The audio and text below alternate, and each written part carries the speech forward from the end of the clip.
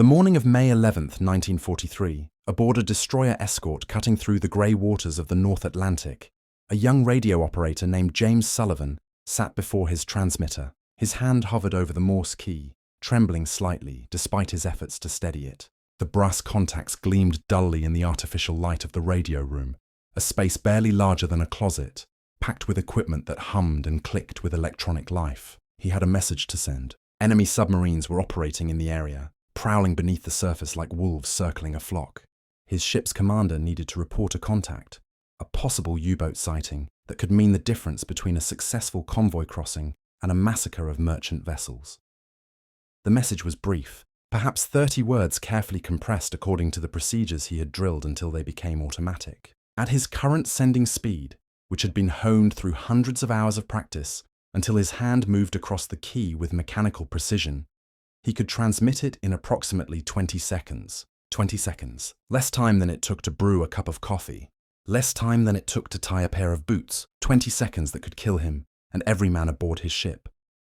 Sullivan knew what happened to radiomen who stayed on the air too long. The knowledge was written in his memory like scars on skin, each incident a lesson purchased with other men's lives. 3 weeks earlier, HMS Beverley, a destroyer that had been escorting the same convoy routes Sullivan now travelled, had been torpedoed after transmitting for 45 seconds. The U-boat had triangulated the signal using high-frequency direction-finding equipment, the same technology that was almost certainly listening for Sullivan's transmission right now. The destroyer had been in the middle of reporting another submarine contact when the torpedo struck amidships, the explosion tearing through the hull like paper. 253 men died in the freezing Atlantic waters, including the radio operator who had been doing his job exactly as he'd been trained, following every procedure, executing every protocol with textbook precision. Sullivan had known one of Beverley's crew, a signalman named Peters, who had survived the sinking by sheer chance, having been on deck when the torpedo hit. Peters had described the chaos, the way the ship had listed immediately, the screams of men trapped below decks as the cold ocean poured in through the rupture. He had described finding the radio operator's body later, still strapped into his chair in the flooded radio room, one hand still on the Morse key. Peters had told this story in a quiet voice over drinks in a Halifax bar, and Sullivan had listened with the sick certainty that he was hearing a preview of his own possible death. Now Sullivan had to make the same calculation that every Allied radioman in the Atlantic made dozens of times each day, a calculation that had become as routine as checking the weather but never lost its weight. Send the message and risk death by direction finding, or maintain radio silence and risk letting enemy submarines attack the convoy undetected. There was no safe choice. There was no option that guaranteed survival. There was only the discipline of procedure, the hope that training would make the difference between survival and obliteration, between returning to port and disappearing beneath the waves to join the thousands of men already resting in their steel coffins on the ocean floor. He pressed the key. His hand moved across the brass contacts with practiced precision, each dit and dar forming the letters that would carry his message across the electromagnetic spectrum. First came the call sign, the identifier that marked his ship as a specific unit within the vast Allied naval apparatus. Then the message itself, compressed into the shortest possible form, using predetermined codes that reduced complex tactical information to a handful of characters. Enemy submarine contact bearing 090 degrees, distance 5 miles, course unknown. In code, this became a brief sequence that conveyed the same essential information in a fraction of the time, each character hammered out with mechanical efficiency. 17 seconds. The transmission took 17 seconds from first key press to final release. He shut down the transmitter immediately, his hand moving to the power switch with the same practiced motion he had repeated thousands of times in training. Around him, the other equipment in the radio room continued its electronic symphony. The receiver hummed softly, monitoring the frequencies for incoming traffic. The direction-finding equipment clicked and whirred, its mechanisms searching for signals in the electromagnetic chaos of wartime radio traffic. The ship's intercom crackled with voices coordinating the response to the submarine contact he had just reported. The destroyer's propellers vibrated through the steel deck beneath his feet, a constant reminder that he was aboard a warship at sea, surrounded by millions of gallons of water that could become his grave in seconds if the wrong torpedo found its mark. Somewhere out there, perhaps 50 miles away across the rolling grey swells, perhaps 5 miles, perhaps already within torpedo range, German radio operators were listening. They sat in similar small rooms, aboard submarines or in coastal listening posts. Their receivers tuned to the frequencies Allied forces used, their direction-finding equipment ready to plot bearings the moment a transmission began. They were trained professionals doing their jobs with the same dedication Sullivan brought to his, and their job was to locate him, to provide their commanders with the information needed to sink his ship. This was not how anyone had imagined. Radio warfare would work when the technology first emerged, from the laboratories and workshops, where inventors had wrestled electromagnetic theory into practical application. When Guglielmo Marconi first demonstrated wireless telegraphy at the turn of the century, sending signals across distances that had previously required physical wires or visual line of sight, military planners had envisioned communication free from the vulnerabilities of telegraph wires that could be cut and signal flags that could be obscured by weather or distance. Radio promised instant communication across vast distances, the ability to coordinate forces separated by hundreds or thousands of miles, command of fleets and armies with unprecedented speed and precision. It promised to revolutionize warfare in ways that previous communication technologies, from signal fires to semaphore towers to electric telegraph, had only hinted at.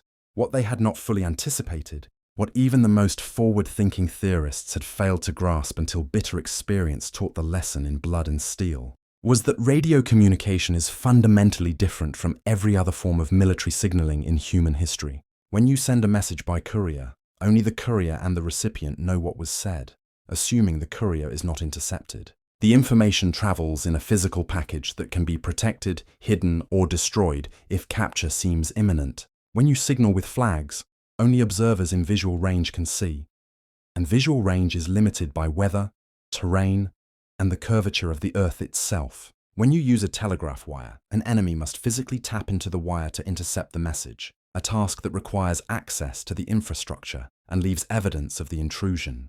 But radio broadcasts in all directions simultaneously, propagating outward as electromagnetic waves that pass through walls, over mountains, across oceans. Every transmission reaches not just its intended recipient, but potentially every receiver within range. And range could be enormous depending on frequency, power, atmospheric conditions, and a dozen other variables. Your own communications become a beacon, advertising your position to anyone listening. A signal flare in the electromagnetic spectrum, visible to friend and foe alike. The medium that promised perfect communication security through technological sophistication had instead created a new vulnerability that rendered every transmission a potential tactical disaster. By 1943, 4 years into the Second World War, both sides understood this fundamental problem, with crystalline clarity purchased through years of ships sunk, men killed, operations compromised. The electromagnetic spectrum had become a battlefield as important as the ocean's surface or the sky above it, a domain where invisible conflicts raged continuously, where advantage shifted with each technological innovation and tactical adaptation. Thousands of men sat in listening posts scattered across Europe, North Africa, and the Atlantic Islands, equipped with receivers and direction-finding equipment that represented the cutting edge of electronic warfare technology. They searched the frequencies constantly, monitoring the radio bands for enemy transmissions, recording everything they heard, analyzing patterns, calculating bearings, building comprehensive pictures of enemy dispositions and intentions from fragments of intercepted communication. In Germany, the Kriegsmarine employed an elaborate network of intercept stations dedicated solely to tracking Allied radio traffic. These stations were staffed around the clock by operators who had been selected for their technical aptitude and trained in the specialized skills required for effective signals intelligence work. They maintained detailed logs of every transmission they intercepted, noting frequency, time, duration, apparent source, and any identifying characteristics that might help build a pattern over time. This information flowed to central analysis centers, where specialists studied it for insights into Allied convoy routing, ship movements, operational patterns, anything that might provide tactical or strategic advantage. In Britain, the WWII service operated dozens of listening posts, some disguised as ordinary buildings in remote countryside locations to avoid attracting attention. Others hidden in underground metal tanks, specifically designed to shield them from electromagnetic interference that might obscure weak signals. These posts formed a network that covered the entire Atlantic approaches and much of the European coastline. creating overlapping coverage that allowed for precise triangulation of enemy transmitters. The personnel who staffed these stations worked in shifts that ensured continuous monitoring, never allowing a gap in coverage that might let a crucial transmission slip past unnoticed. The mathematics of radio direction finding were elegant and unforgiving in equal measure. When a transmitter broadcasts a signal, that signal propagates outward as an electromagnetic wave, spreading across space at the speed of light. Multiple receivers at different locations can measure the angle from which the signal arrives by using directional antennas or specialized direction-finding equipment that compares signal strength from different orientations. Draw lines from each receiver along those angles, and they intersect at the transmitter's location. This is called triangulation, and when executed properly with skilled operators and good equipment, it works with devastating effectiveness. German records that were captured after the war and analyzed by Allied intelligence officers revealed that their direction-finding operators could locate a transmitter in as few as 6 seconds if the signal was strong and the operators were experienced. 6 seconds. Less time than it takes to transmit a single sentence in Morse code at standard operating speed. Less time than most radio operators needed to complete even the briefest tactical message. This fact alone transformed radio warfare from a theoretical concern into an immediate existential threat for anyone whose duties required transmitting in contested waters. Admiral Karl Dönitz, commander of the German submarine fleet and one of the most capable naval commanders of the war, had told his U-boat captains that they were safe from detection if they kept their transmissions under 30 seconds. This guidance was based on the best information available to German naval intelligence at the time. Estimates of Allied direction-finding capabilities derived from technical analysis and operational experience. He was wrong. The technology had advanced faster than doctrine, faster than intelligence assessments, faster than the procedural frameworks designed to protect radio operators from their own transmissions. British and American direction-finding networks routinely located submarines transmitting for 15 seconds, 10 seconds, even less in favorable conditions with skilled operators and multiple listening posts providing simultaneous bearings. The assumptions that guided radio procedure at the beginning of the war, assumptions based on pre-war estimates and early wartime experience, had become deadly liabilities by the conflict's middle years. The technology had evolved, the networks had expanded, the operators had gained experience, and the killing radius of radio transmission had shrunk accordingly. This created an impossible situation for radio men like Sullivan. Communication was essential to modern naval warfare in ways that previous conflicts had never experienced. The scale of World War II operations, the distances involved, the complexity of coordination required, all demanded reliable long-range communication. Without radio, convoys could not be routed away from submarine concentrations identified by intelligence services. Without radio, aircraft could not be directed to intercept enemy bombers approaching from beyond visual range. Without radio, the entire apparatus of industrial warfare, the logistics networks and command hierarchies and tactical coordination that made large-scale operations possible, ground to a halt, leaving forces blind, isolated, vulnerable to being defeated in detail by an enemy who maintained communication superiority. But every transmission was a risk that compounded with each second on the air. Every moment transmitting increased the probability of detection exponentially. The likelihood that enemy direction finders would achieve an accurate fix. The chance that intercepted intelligence would lead to enemy action that could destroy not just the transmitting ship, but entire convoys. Kill not just the radio operator, but hundreds or thousands of men who depended on secure communication for their survival. The solution that emerged gradually through years of bitter experience was not primarily technological, though technology played a crucial role, but procedural and cultural. It was discipline applied with religious fervor. It was training pursued with an intensity that reflected the life and death stakes involved. It was the systematic reduction of transmission time through every method human ingenuity could devise, every technique that could shave even a fraction of a second from the time a transmitter remained active.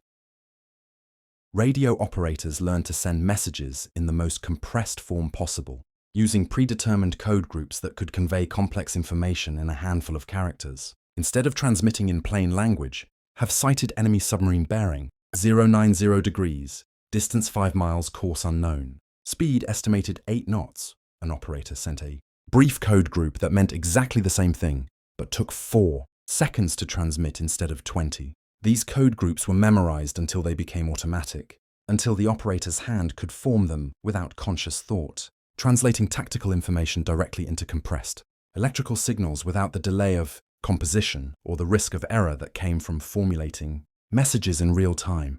They learned to prepare messages before keying the transmitter, writing out the entire text in advance, and reviewing it carefully for unnecessary words, redundant information, anything that could be eliminated without losing essential meaning. Then they copied it at speed without hesitation or error, their hands moving across the Morse key with mechanical precision refined through endless hours of practice. No repetition allowed, no clarification possible, no courtesy or pleasantries. Every character eliminated was a fraction of a second saved, a marginal reduction in the probability that enemy direction finders would locate the source before the transmission ended. They learned to use the minimum power necessary for reliable communication with the intended recipient. Radio waves propagate in complex patterns that depend on frequency, time of day, atmospheric conditions, solar activity, the electrical properties of the ground or water over which they travel, and numerous other factors that radio operators needed to understand at least well enough to make practical decisions. A transmission that could barely be received at 50 miles might propagate hundreds of miles under certain conditions, reaching deep into enemy-controlled territory, where listening posts would intercept it, and direction-finding equipment would plot its bearing. Low-power reduced range, which reduced the number of enemy stations that might intercept the signal, which reduced the probability that multiple bearings would enable accurate triangulation. They learned to use directional antennas whenever the tactical situation permitted. An omnidirectional antenna broadcasts equally in all directions, which is tactically convenient because it requires no adjustment or alignment, but strategically foolish because it sends your signal to every possible listener regardless of their position. A directional antenna focuses energy toward the intended recipient, reducing signal strength in other directions by concentrating the available power in a narrow beam. This makes interception more difficult, because enemy listening posts not located in the direction of the beam receive weaker signals that are harder to detect and analyze. It makes direction finding less accurate because the signal reaching enemy stations is weaker, more difficult to separate from background noise and atmospheric interference, more prone to bearing errors that could place the source miles from its actual location. They learn to vary their transmission schedules systematically, never establishing patterns that enemy traffic analysts could exploit. Regular schedules made prediction possible, and prediction was death. If a station transmitted at the same time every day, or followed a predictable pattern based on watch changes or operational rhythms, enemy forces could prepare for it. They could position direction-finding equipment in advance, assign their most skilled operators to monitor the expected frequency, even move attack assets into position based on the anticipation that a transmission would reveal the target's location. Randomness was protection, unpredictability was survival. Every transmission time was chosen to avoid creating patterns, to deny the enemy the advantage that came from knowing when and where to listen. And they learned above all that radio silence was not merely an option among several choices, but the default state from which any deviation required explicit justification. Transmission occurred only when absolutely necessary, when the information to be conveyed was important enough to justify the risk, when the tactical or strategic value of the message outweighed the danger inherent in sending it. The question was never, should we use radio in some general sense, but rather, is this specific information important enough to risk detection, direction finding, and possible enemy action based on our transmission? This represented a profound shift in military culture, a rejection of the casual use of communication that had characterized peacetime operations and even the early months of the war when the full danger of radio transmission was not yet understood. The German military, particularly the Kriegsmarine, had been slow to learn these lessons despite their technical sophistication and professional competence. German radio procedure in the war's early years was astonishingly lax by the standards that would develop later, a casualness that reflected both peacetime habits and incomplete understanding of how effectively the Allies had developed their direction-finding networks. Submarines transmitted long messages, sometimes remaining on the air for a minute or more, while they sent detailed reports to headquarters or coordinated operations with other boats. Call signs were used carelessly, repeated in ways that allowed Allied analysts to track individual vessels across multiple patrols. Frequencies were not changed often enough, making it easy for Allied listening posts to anticipate where German transmissions would appear. Codenames and unit identifiers appeared in plain text, allowing Allied intelligence to build comprehensive pictures of German order of battle simply by analyzing transmission patterns, without ever breaking the encryption that protected the message content itself. British cryptanalysts at Bletchley Park depended on Enigma decrypts for tactical and strategic intelligence that gave the Allies crucial advantages throughout the war. But Allied operational intelligence centers could track submarine locations and predict their movements even when the codes held.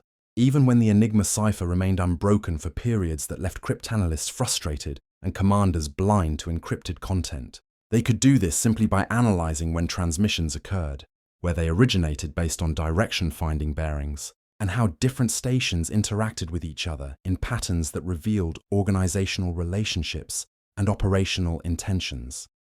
This casualness had consequences measured in ships sunk, men drowned, strategic advantage lost, and operational effectiveness degraded.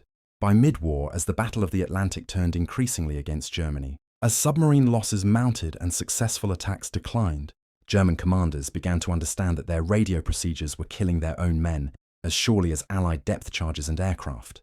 The realization came slowly and unevenly, filtering through the command structure as accumulated evidence overcame institutional resistance and doctrinal inertia. The Kurtz signal system was developed to address these vulnerabilities, compressing routine messages into extremely brief transmissions that could be sent in seconds rather than minutes. The system used predetermined codes for common situations, allowing a submarine commander to send detailed tactical information with just a few characters. But even this improvement came too late for many. The Courier burst transmission system, introduced in 1944 as the war entered its final year, could transmit a message in approximately a quarter of a second using a series of 1 millisecond pulses, far too brief for effective direction finding using equipment available at the time.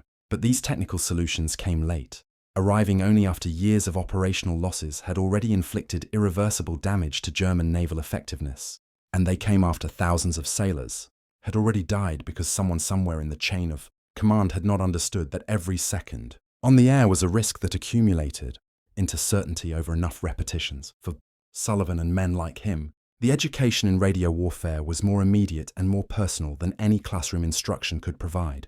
They learned by watching other ships die, by seeing vessels that had been part of their convoy formation simply vanish from the surface of the ocean, leaving only spreading oil slicks and floating debris and sometimes a handful of survivors in rafts if they were lucky. They learned by listening to the stories of survivors who had been aboard vessels that transmitted too long or too often, who could describe the exact moment when a torpedo struck, the sound it made, the way the ship shuddered and began to die. They learned from the radio operators who disappeared, whose ships vanished from the convoy formation during the night, who were simply gone one morning after sending what they thought was a routine message, another routine risk in an endless series of risks that had finally resulted in the statistics catching up with them. This was education without classroom or textbook, without formal curriculum or graduation ceremony, written in salt water and fuel oil, and the absence of familiar voices on familiar frequencies. It was the kind of learning that marked men permanently, that changed the way they understood risk and responsibility, and the weight of professional competence when lives depended on doing your job correctly. The psychological weight of this knowledge was crushing in ways that were difficult for people who had not experienced it to fully comprehend. Every time Sullivan keyed his transmitter, he knew with absolute certainty that he might be calling death down upon his ship. Every message sent was a small act of courage and a calculated risk, a moment when probability became destiny and survival became a question mark. Some men broke under this pressure, their minds unable to sustain the constant low-level terror that came from being required multiple times each day to potentially mark their own ship for destruction.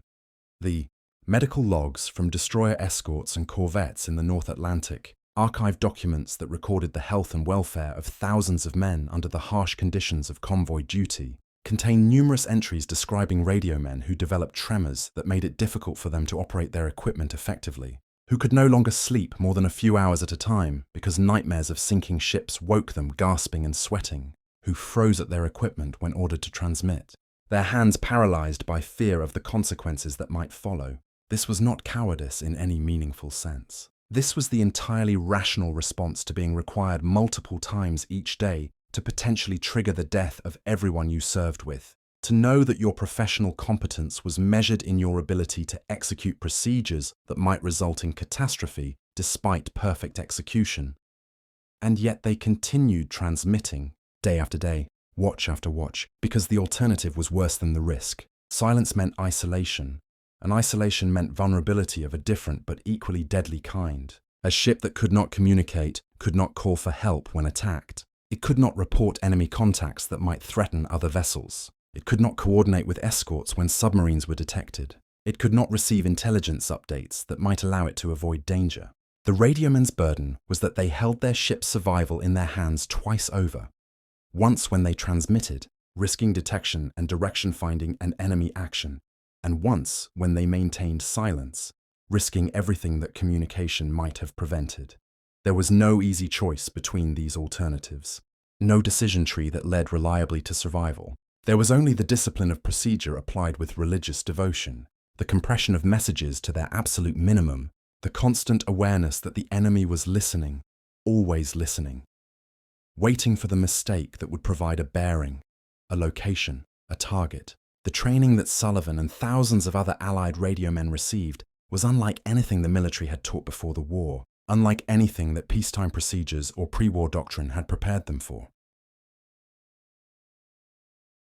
It began at shore establishments scattered across the Allied world, training facilities where civilian volunteers and newly recruited servicemen were transformed into communications specialists through intensive instruction that combined technical education with tactical doctrine and psychological conditioning. The Royal Canadian Navy's facility at St. Hyacinthe in Quebec represented one of the largest and most important of these establishments.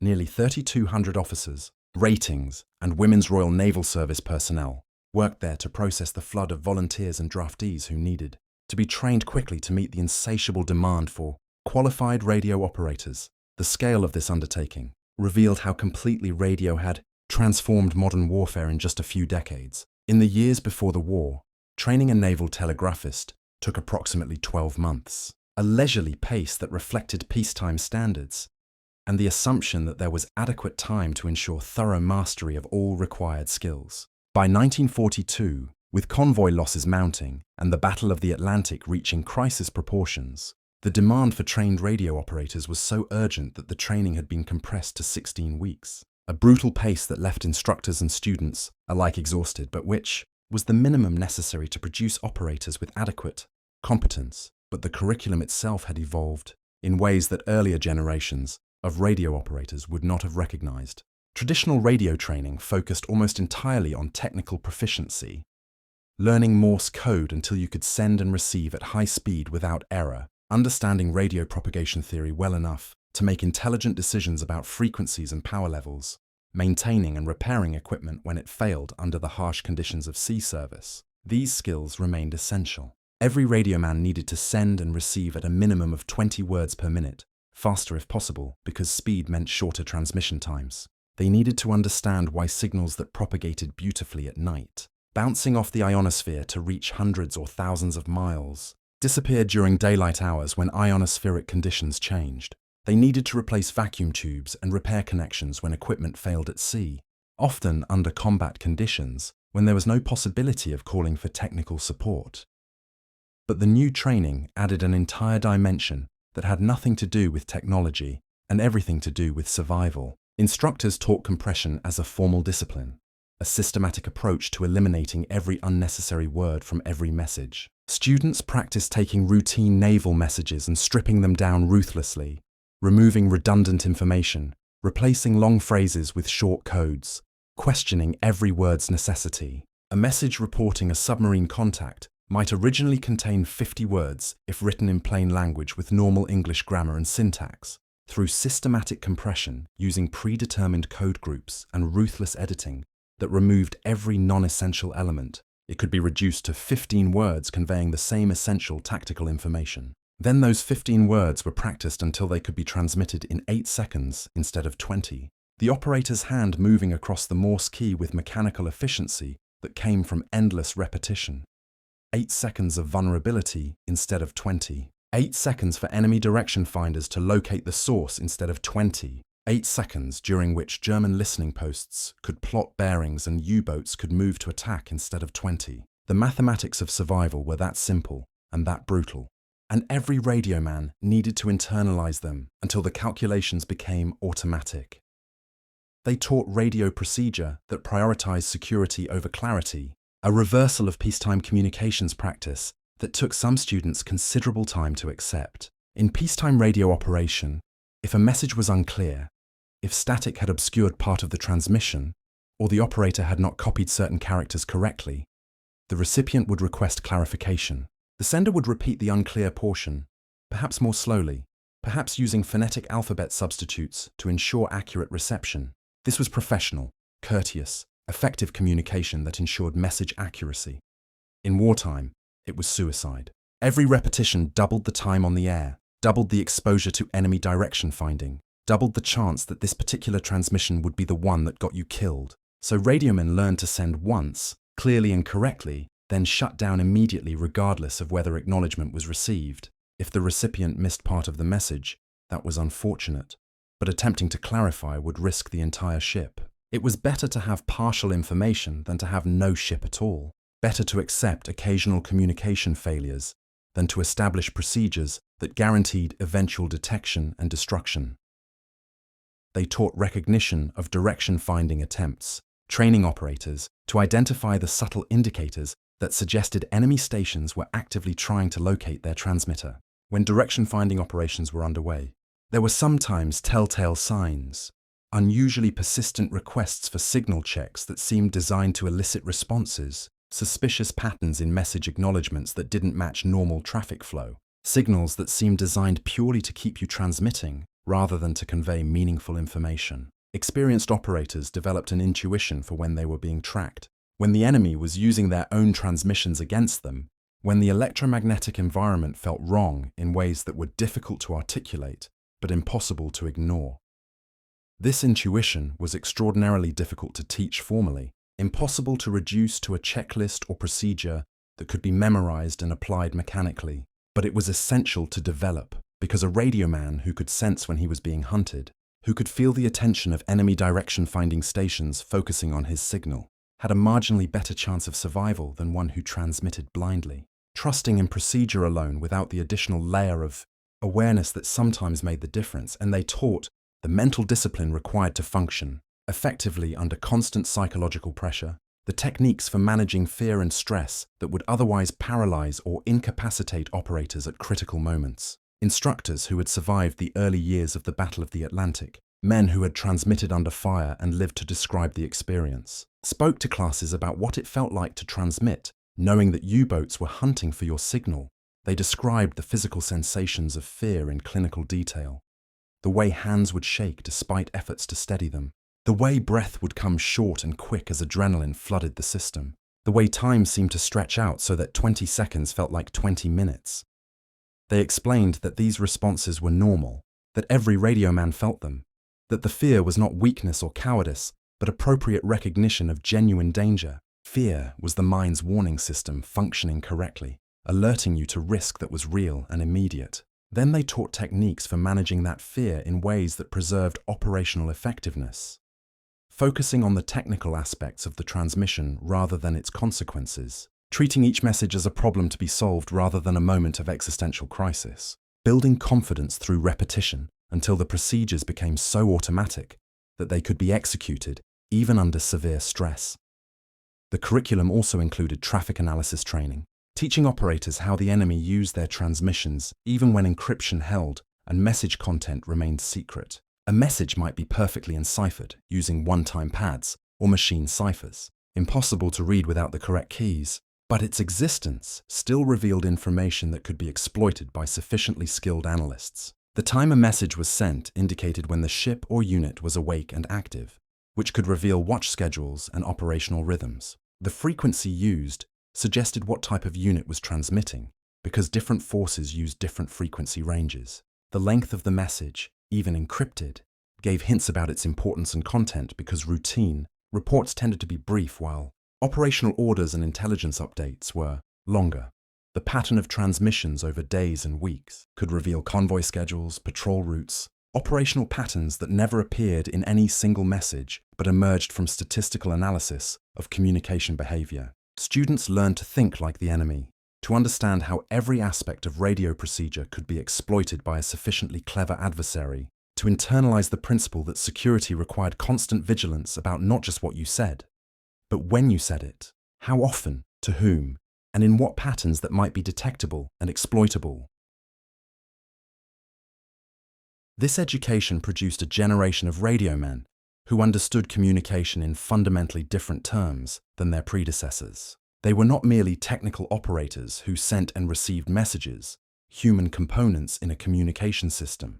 They were participants in an invisible war fought across the electromagnetic spectrum, a war where every transmission was a tactical decision with strategic implications, where discipline and procedure were as important as encryption and technology, where survival depended on understanding that radio was simultaneously a weapon and a vulnerability. The statistics bore this transformation out in cold numbers. Analysis of Allied communications in 1943 compared to 1941 showed that transmission times had decreased by an average of 40%, while message clarity and accuracy had actually improved. Fewer words sent faster with less error. Every second saved was a marginal improvement in survival probability, a small reduction in the chance that this particular message would be the one that got someone killed.